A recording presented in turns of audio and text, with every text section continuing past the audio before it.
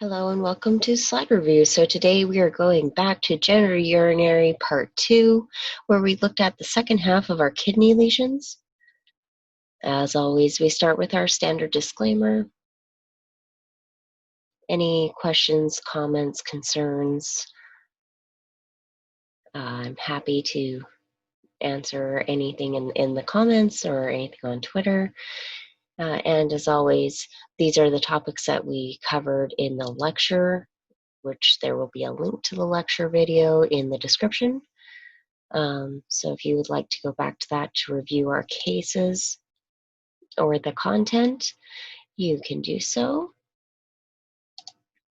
And we have 12 cases to go over, so we're going to go through this relatively quickly, and let's get started. So case 1, what we notice is that we have a little bit of maybe renal parenchyma here and here, and this looks like this is probably lesion. And I say that because I'm not really seeing like outright tubules or anything like that.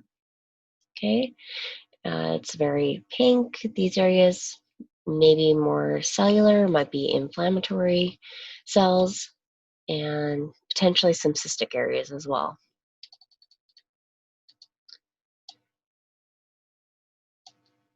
And what we see are spindled cells.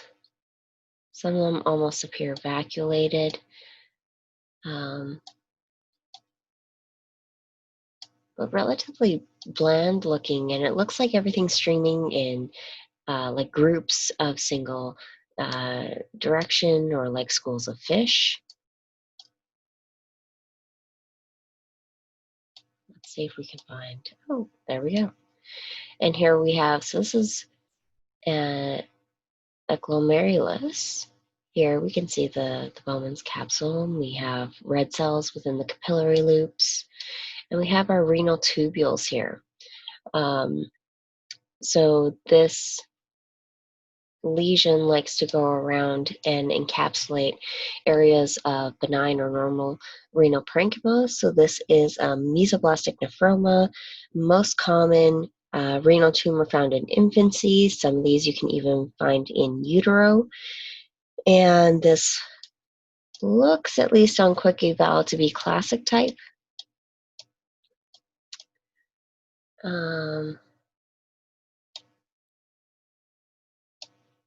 not really seeing anything else to really discuss. And yeah, this is all just benign renal parenchyma, where you can see it's glomeruli, back-to-back tubules, but uninvolved by tumor. And the tumor characteristically has a relatively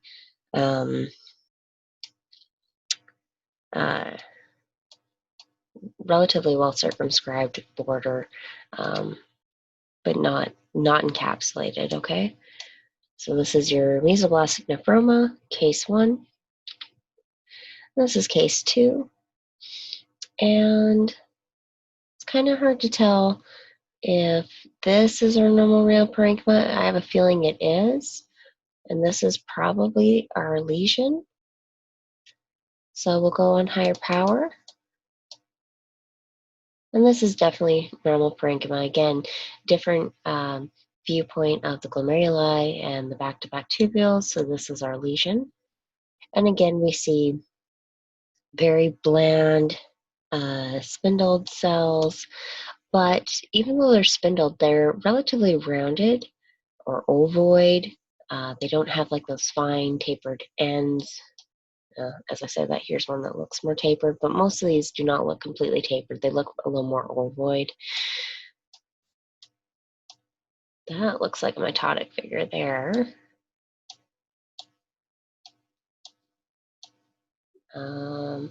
Okay, so now we're gonna see surrounding a nerve. So this is a nerve here.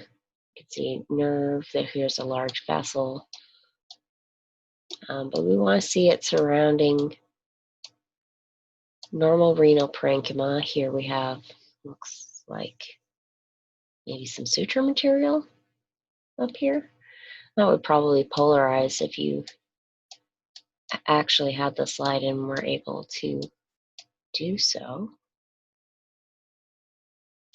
But the reason we're looking for normal renal parenchyma again is because, oh, and here we go. This is normal renal parenchyma. So again, we have the glomeruli. These are a bit more fluffy maybe than what we saw in the previous case, where you can really make out here's a capillary loop, Bowman's capsule, again, renal tubules. So this again is mesoblastic nephroma.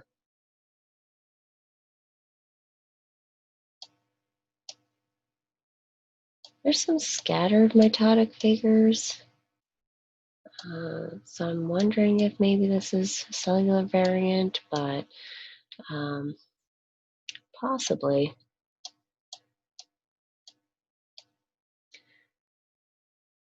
It's actually probably more likely to be mixed because there are some areas that look far more bland. But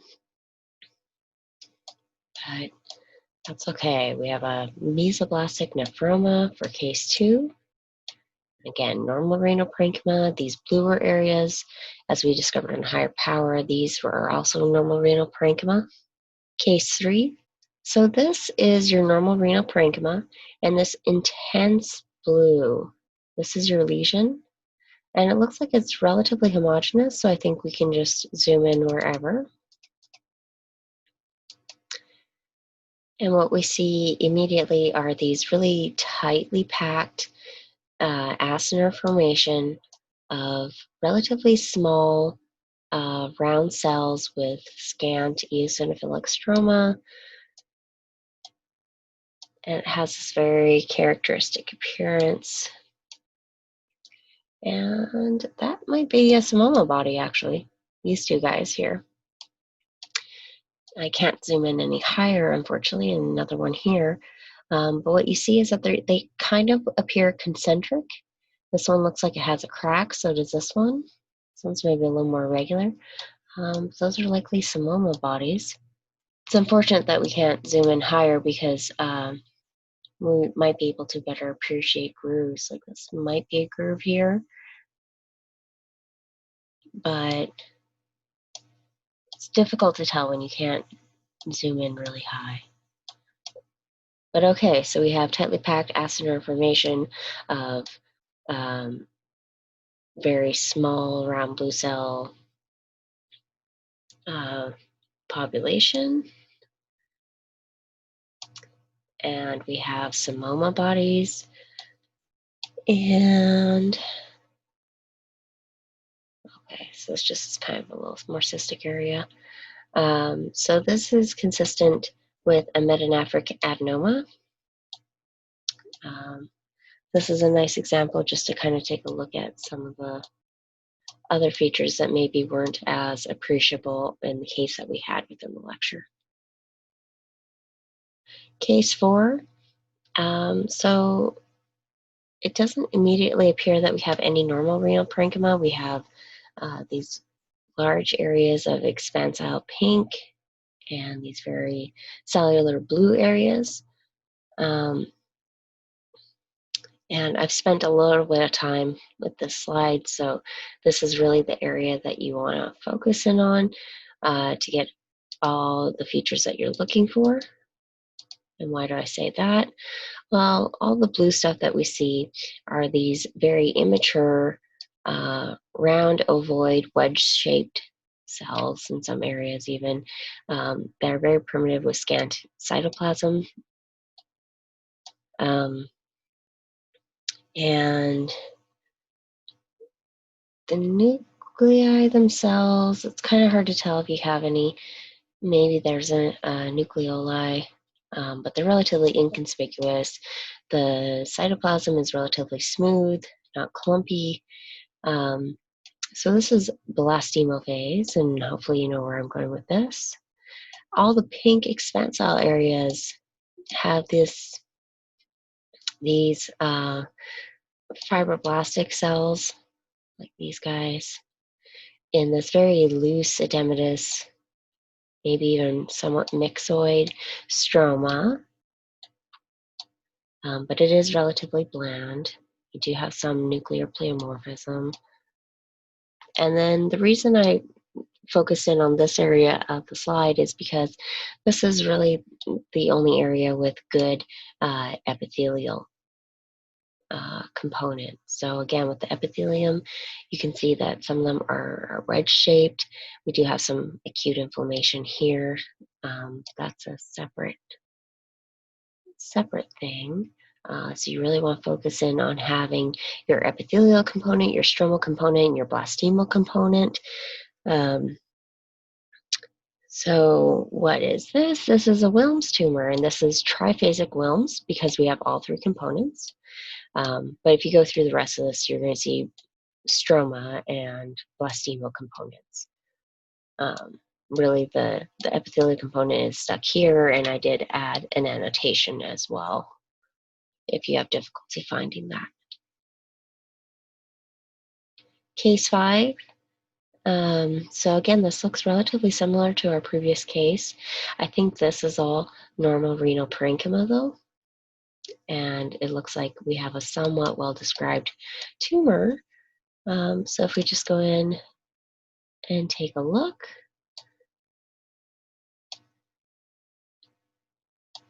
and what we see is that mostly what we have here, even though maybe we have some epithelial component with all this stuff, this kind of almost papillary type stuff, lots and lots of blastemal component. Not really appreciating so much of our distinct stroma. Well, that's okay. So the stroma is relatively blend, which you can see in these, but it's predominantly this very primitive blue cell population. And if you go to every piece, that's essentially what you're seeing. Just to kind of give you a sense of what's going on.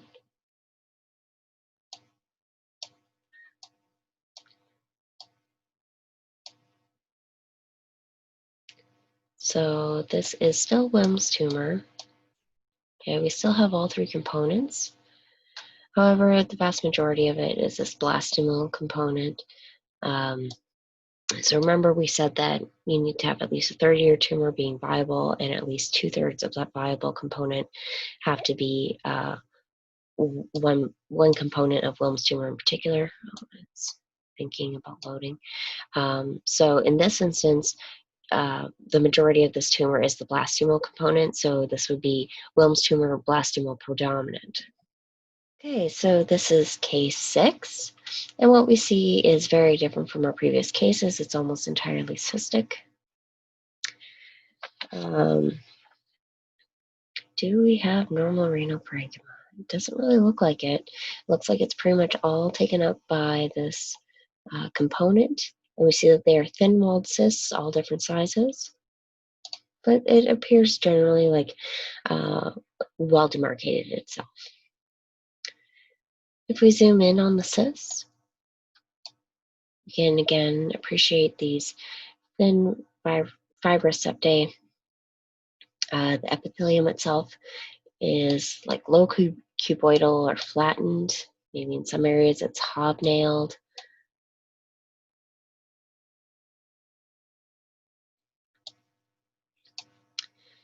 And within the stroma itself, we're not really seeing too much. Maybe some clear cell stuff, clear cell change locally there.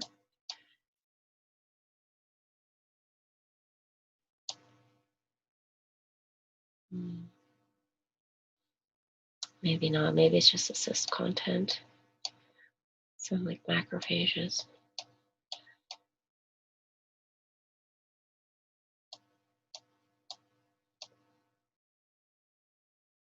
Oh, well, this is interesting. So here we do see some smooth muscle. Okay, so this is one of the things that we said that you can find within this. And smooth muscle, not skeletal muscle, even though you can find skeletal muscle within these lesions as well. And that's pretty much all we're finding. We're not really seeing too much. I'll let you all spend a little more time on this case, but this overall look, this is consistent with cystic nephroma. So just to give you another example of that.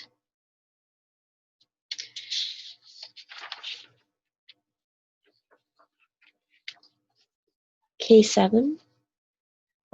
So what we see is this is likely our normal renal parenchyma up here, and here's probably our lesion. We do have some normal fibroadipose on the edges, but it's very nodular lesion.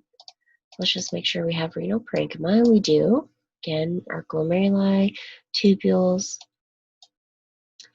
And if we go into the actual lesion,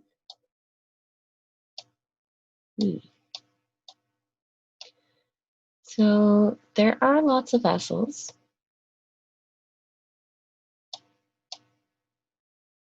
And again, there is some dysmorphia to these large vessels. It's very much predominantly smooth muscle. And one of the things that we forgot to go over during the lecture, see if we can find a good area. This doesn't seem too bad. But what you should notice with the smooth muscle component is that it really should be streaming out from these dysmorphic vessels, these large dysmorphic vessels. So if you look at your fibers, they should kind of almost be streaming off. This one's not cooperating quite so much in this area. The first two I showed, I think, were a little. First two vessels, I think, were a little better. This one here, this looks actually pretty nice. So you can see how the fibers are just streaming around and kind of encompassing this vessel. So even though we don't have a lumen, you can tell that that's a large vessel. What we're not seeing too much of, and maybe because this is lipogenic or lipopoor, is the fat component. So what we're looking for with fat, I think maybe we have a little bit down here. It's kind of hard to tell if this is like artifact and bacterialization related to that, or if this is truly fat. But I think some of these are truly fat cells, just not a lot of it. Again, you can have fat poor. Here we go. These are definitely fat cells, these guys. So what we have here, even though we don't have a lot of fat, oh, and the slide is thinking, but this is an AML or angiomyolipoma. Case 8. So again, it looks like we have hemorrhage associated with this, so whether this was related to the lesion or related to the surgery when they were taking out the lesion, it's hard to tell if this is part of our area of interest. I think this is memorial parenchyma, so maybe it all is. But let's just take a look. And it's blurry. Be nice if it would load. But what we can see, even though it's okay, there we go. Now it's loaded. So we see all these thick-walled vessels. There's lots of them, right? And there's also lots of mature fibroadipose, or predominantly mature fibroadipose. So again, we're in the AML range. This one has maybe a little more atypia going on with it. So really what we're looking for at this point is if there is smooth muscle components as well.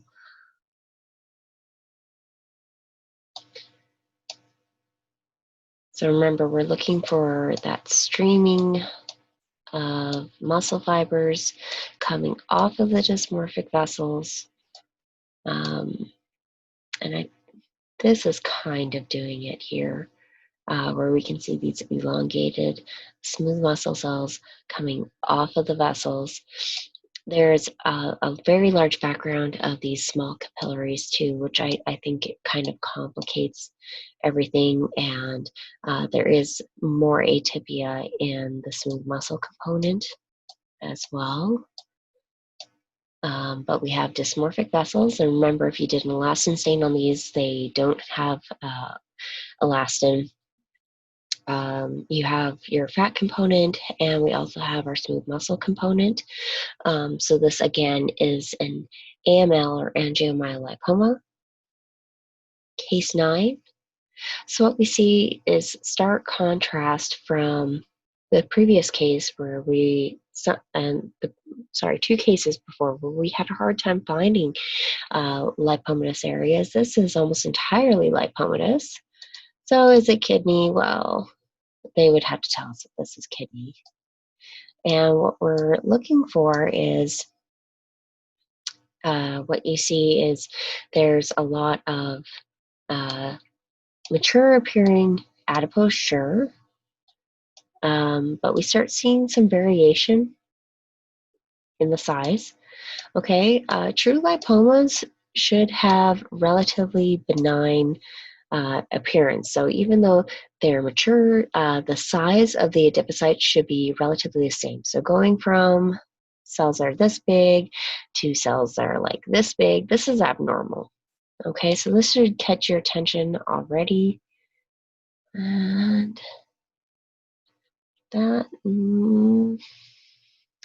not great for a lipoblast, but we start seeing these atypical cells, right?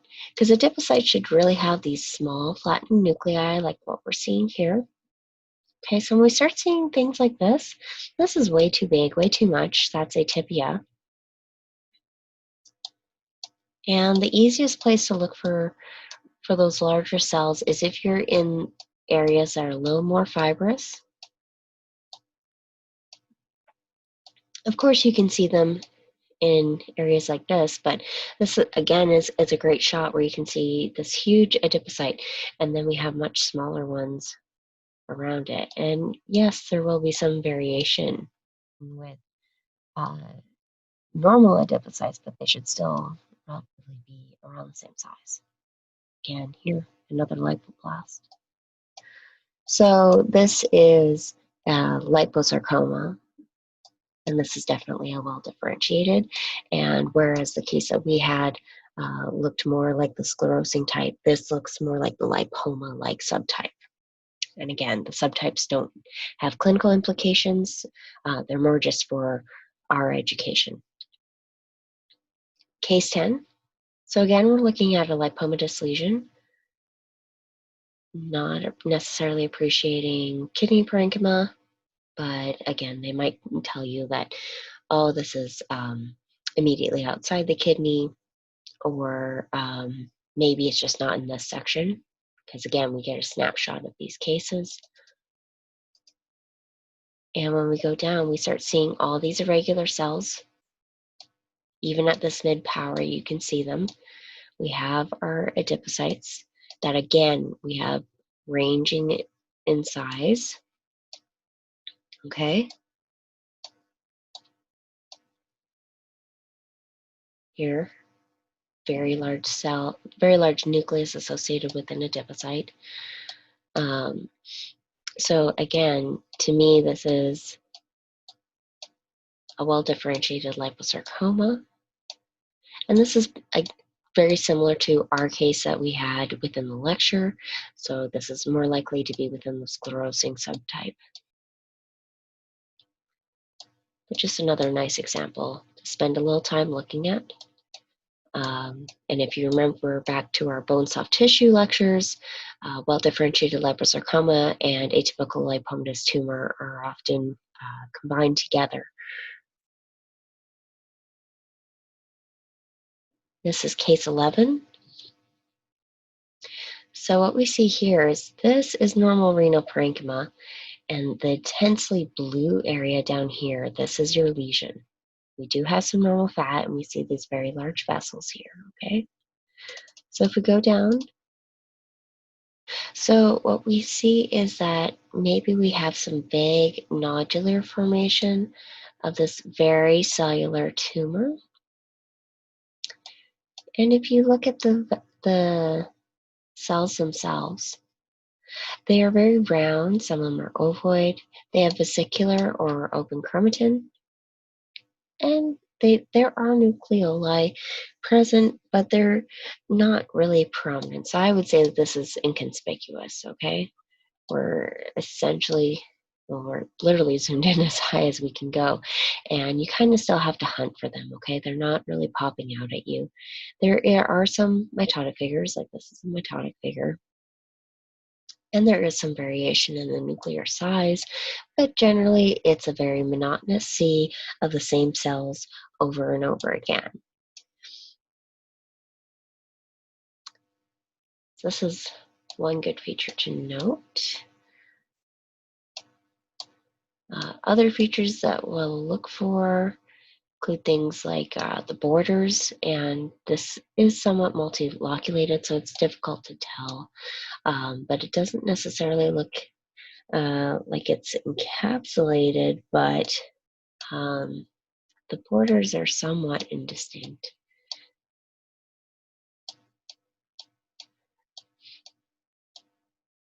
And it's actually coming up right underneath this urothelial epithelium here. So this is immediately underneath your collecting system. So we'll be aware of that.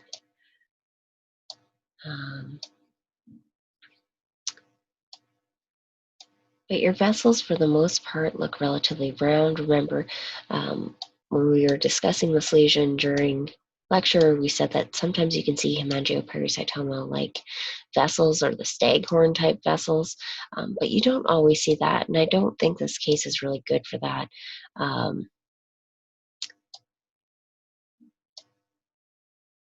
It usually has somewhat indistinct borders, but this one seems to be fairly distinct, at least in what we're seeing, but it is also kind of somewhat irregular since it looks like it would end there, but then it's up here under the urothelium.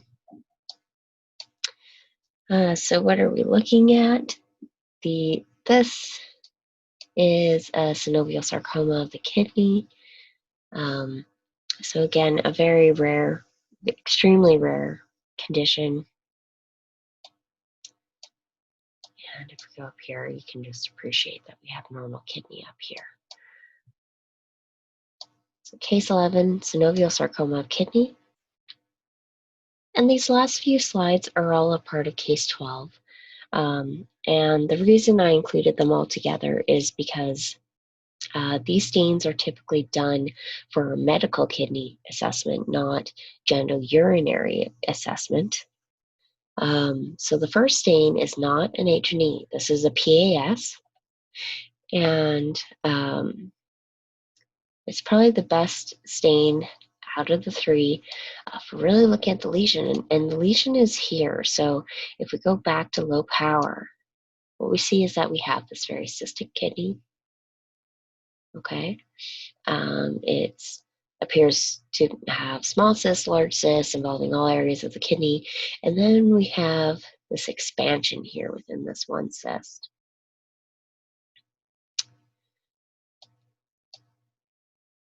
And if we take a look at this, it's papillary in nature.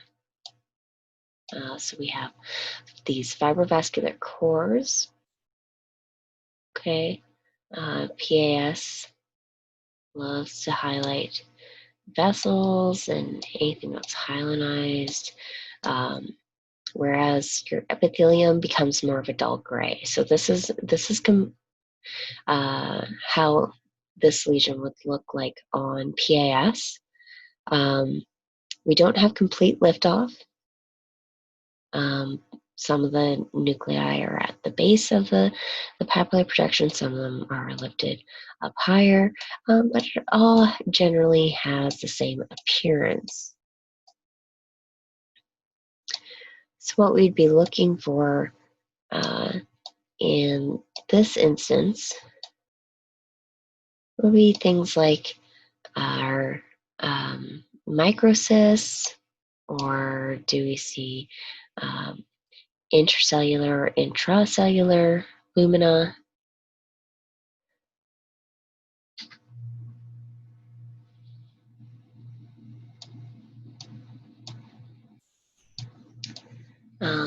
But honestly, this portends more of a papillary-like architecture without necessarily those seed-like areas that we would be anticipating with an ACD-associated RCC or acquired cystic disease-associated renal cell carcinoma.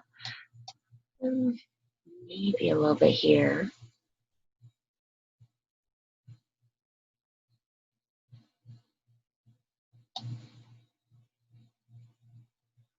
So I'm going to annotate this area here. That'll make it easier for y'all to look at afterwards. So this is the PAS, and this is probably maybe the only area on the slide. If someone else finds other areas, that would be wonderful to know. This slide is a trichrome, and the reason we know it's a trichrome is because of this intense blue. So on Mason's trichrome, collagen stains intense blue. Well-established collagen is this bright blue. So again, these are not stains that we normally would utilize for analyzing renal tumors,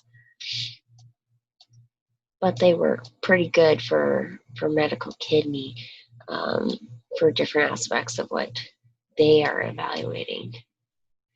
And I think we're relatively in the same area as before.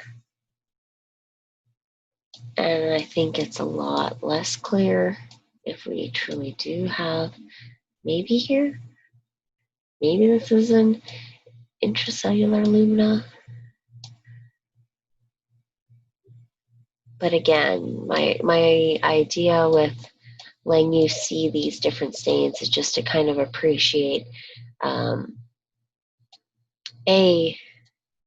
seeing different stains, so learning where you should anticipate collagen deposition versus muscle deposition, because muscle will be more of a bright red on trichrome, and obviously red cells will stain intense red as well.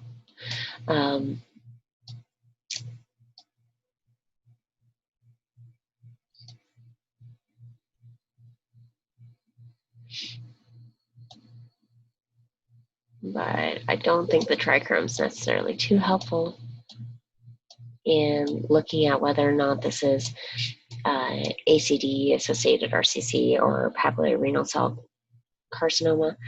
But just another thing to keep in mind. And the final stain here, this is a silver stain, or a Bence-Jones silver stain.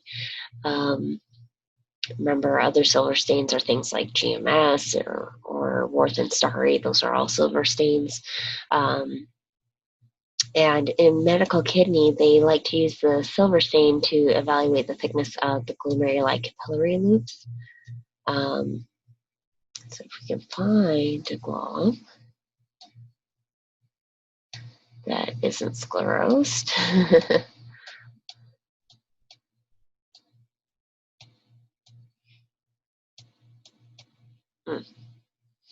Like here, this one's pretty good. So what they'll actually do is they'll take multiple measurements across the membranes here to see if this is thickened. But that's what the silver stain is very good at analyzing. And again, because acquired cystic disease develops in patients with end-stage renal disease who have been on hemodialysis for a number of years, these patients will be monitored for kidney function, and this likely went to medical renal because they were doing a transplant or something like that. And then they found this lesion. And again, if we try to go into the same area where it looked like maybe we had some intracellular lumina, maybe it's this stuff. I think it's very difficult to tell. So for this case, and please spend a little time on it. Let me know your thoughts on this case, but I felt for this case, without IHC or immunohistochemistry, it was too difficult to determine is this truly papillary renal cell carcinoma or ACD-associated RCC. But again, it's nice to see different stains that maybe you weren't used to.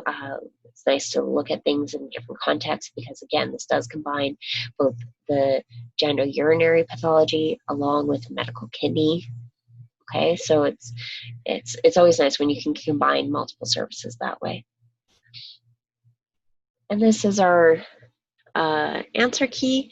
So if you like this video, please give it a like, give it a thumbs up, share it on social media, and if you aren't subscribed to us, please hit the subscribe button so you can be notified of all our new content when it comes available. And we will see you next week for another slide review.